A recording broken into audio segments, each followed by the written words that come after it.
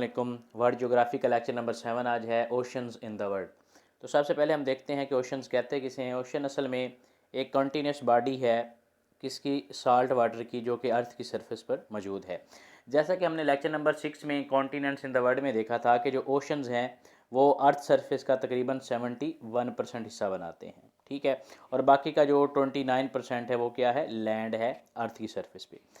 तो यहाँ पे कुछ और पॉइंट्स हैं जिनको हम डिस्कस करते हैं। तो यहाँ पे जो ओशंस है उसकी जो एवरेज डेप्थ होती है वो 3688 मीटर होती है। अगर आप इसको फीट्स में देखें तो ये 12100 फीट के बराबर है। इम्पॉर्टेंट एमसीक्यूज यहाँ पे है कि वर्ल्ड ओशन डे कब मनाया जाता है, तो ये 8 जून को मनाया जाता है, ठीक है। वर्ल्ड ओशन डे कब सेलिब्रेट किया जाता है, 8 जून को।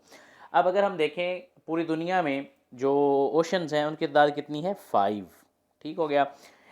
इनको अगर आप एक निमोनिक्स के ज़रिए देखें तो आप इसको पैसा के ज़रिए भी इसको याद कर सकते हैं। सबसे पहले हमारे पास कौन सा आता है, पैसिफिक, अटलांटिक, थर्ड पे हमारे पास इंडियन ओशन, और फोर्थ पे है सौदर्न या इसको एंटार्कटिक ओशन भी कहते हैं, और एंड पे हमारे पास जो है वो है आर्कटिक ओशन, ठीक हो गया।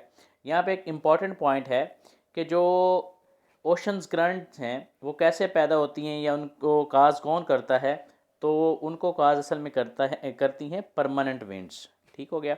ये भी आपसे एमसीक्यूज़ में पूछ सकता है, ठीक हो गया।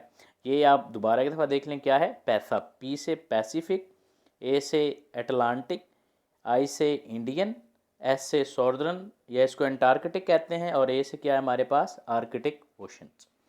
नेक्स्ट हम एक एक करके ना इनकी ज़रा डिटेल में देखते हैं। तो हमारे पास सबसे पहले कौन सा है, पैसिफिक ओशन। कौन सा है, पैसिफिक ओशन। ये बड़ा ही आप कह लें कि इम्पॉर्टेंट है, जिसमें से अक्सर एमसीक्यूज़ पूछे जाते हैं। तो यहाँ पे आपसे कौन कौन से एमसीक्यूज़ पूछता है, वो कहता है कि which one is the world largest ocean, तो वो कौन सा है, पैसिफिक। कौन सा है, पैसिफिक। इसी तरह वो आपसे पूछेगा विच one is the deepest ocean of the world, तो वो भी कौन सा है, पैसिफिक, ठीक है। पैसिफिक का मीन्स हमें पता है कि क्या होता है, पीसफुल। उसके बाद ये फैला कहाँ से हुआ है, ये असल में आर्कटिक ओशन के नॉर्थ से लेके सौदर्न ओशन के साउथ तक फैला हुआ है, ठीक हो गया। अब इसका जो बॉर्डर है ओशन का वो 4 कॉन्टिनेंट के साथ मिलता है, जिसमें एशिया है, ऑस्ट्रेलिया है, नॉर्थ अमेरिका है और साउथ अमेरिका है। इसकी जो शेप है वो आलमोस्ट सर्कुलर शेप है। और ये तकरीबन 2 हफ्ते हो गए हैं, एचईसी का एक पेपर हुआ था सुपरवाइज़र का, तो उसमें ये पूछा गया था कि which ocean is known as father of ocean. तो ये आप देख लें कि फादर ऑफ ओशन किसको कहते हैं, पैसिफिक ओशन को, ठीक हो गया। नेक्स्ट हम देखते हैं कि जो हमने बात की कि अर्थ की सरफेस पे 79% जो है वो ओशन, आप कह लें कि समंदर ने घेरा हुआ है। तो उसमें जो 30% है, इस 79% में से जो 30% है वो कौन सा ओशन है, पैसिफिक ओशन है अर्थ की सरफेस पे। और एक चीज़ हमने और देखी थी कि जो आप कह लें कि वाटर है, 79% जो ओशंस वाटर बनाते हैं, तो उसमें जो 51% वाटर है वो किस ओशन का है, पैसिफिक ओशन का। किस ओशन का है, पैसिफिक ओशन का। उसके बाद इसकी जो एवरेज डेप्थ है वो कितनी है, 4280 मीटर। और इसको आप बहरे ओकियानूस भी कहते हैं, ठीक है, या इसको आप सी ऑफ मैगेलन भी कह सकते हैं, ठीक। रिंग ऑफ फायर भी इसके नाम से बड़ा मशहूर है, क्योंकि यहाँ पे अक्सर वॉल्केनोस जो हैं या अर्थक्वेक्स जो हैं वो अक्सर आते रहते हैं। उसके बाद एक बड़ा ही इंपॉर्टेंट एमसीक्यूज पूछता है कि जो which one is known as world deepest point. तो जो वर्ल्ड का डीपेस्ट पॉइंट है वो असल में है मरियाना ट्रंच, जो कि इसी पैसिफिक ओशन में ही मौजूद है, ठीक हो गया। नेक्स्ट हम देखते हैं, हमारे पास है अटलांटिक ओशन। अटलांटिक ओशन जो है वो second largest ocean in the world है, ठीक है। और ये नॉर्थ अमेरिका और साउथ अमेरिका के वेस्ट और यूरोप और अफ्रीका के ईस्ट में है, ठीक। इसको हेरिंग पॉन्ड भी कहते हैं। क्यों कहते हैं, क्योंकि इसमें बहुत ज़्यादा तादाद में हेरिंग फिश पाई जाती हैं, और हेरिंग फिश एक लॉन्ग सिल्वर कलर्ड फिश होती है, ठीक है। अब ये बड़ा इंपॉर्टेंट है कि इसकी जो शेप है वो कौन सी है, एस शेप्ड है। और ये 70% जो अर्थ सरफेस को कवर करता है, 17%, ठीक। और अगर इसके में जो पानी के लिहाज से अगर हम देखें तो ये 24% इसका जो ओशनिक वाटर है वो कितना है, 24% है। जैसा कि 51% किसका था, हमारे पास पैसिफिक ओशन का था। किसका था, पैसिफिक ओशन का। अब नेक्स्ट हम अगर बात करें तो इसकी जो एवरेज डेप्थ है वो कितनी है, 3646 मीटर है। और इसी तरह इसका जो डीपेस्ट पॉइंट है वो पोर्टो रिको ट्रेंच है। क्या है, पोर्टो रिको ट्रेंच है। और इसकी जो डेप्थ कितनी है, 8376 मीटर। और इसी के ही अंदर ही ये बड़ा इंपॉर्टेंट एमसीक्यूज आपसे पूछता है कि जो बरमूदा ट्रायंगल है वो किस ओशन में पाई जाती है, तो वो किस में है, अटलांटिक ओशन में। किस में है, Atlantic ocean. Very very important जो एक एमसीक्यूज बनता है वो ये भी बनता है। ठीक हो गया कि बरमूदा ट्रायंगल को पूछता है is present in which one ocean. ठीक है, तो आपने कौन सा टिक करना है, अटलांटिक ओशन। नेक्स्ट अगर हम बात करें तो हमारे पास नेक्स्ट है इंडियन ओशन। कौन सा है, इंडियन ओशन।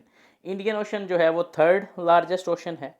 ठीक है, और ये ईरान, पाकिस्तान, इंडिया और बांग्लादेश के नॉर्थ में, और ये माले पेनिनसुला और सोंडा आइसलैंड और इंडोनेशिया का जो है, ये किसका आइसलैंड है, इंडोनेशिया का, और ऑस्ट्रेलिया के ईस्ट में पाया जाता है। ठीक हो गया।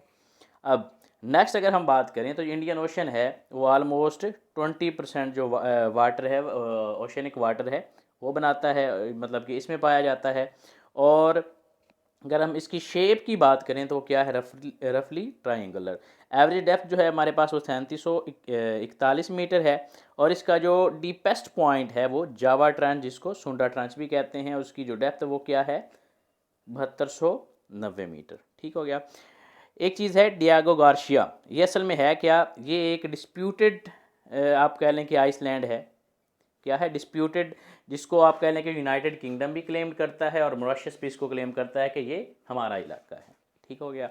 ये भी आपसे वो एमसीक्यूज में पूछ सकता है कि जो डियागो गार्शिया है ये क्या है, एक तो आइसलैंड है, और ये क्या है कि डिस्प्यूटेड टेरिटरी है, जिसको यूनाइटेड किंगडम भी आप कह लें कि क्लेम्ड करता है और मॉरिशस भी इसको क्लेम करता है कि ये हमारा इलाका है। नेक्स्ट अगर हम बात करें तो हमारे पास जो है वो है सॉदर्न ओशन, जिसको एंटार्कटिक ओशन भी आप कहते हैं। ठीक हो गया, ये लिखा हुआ है also known as Antarctic ocean.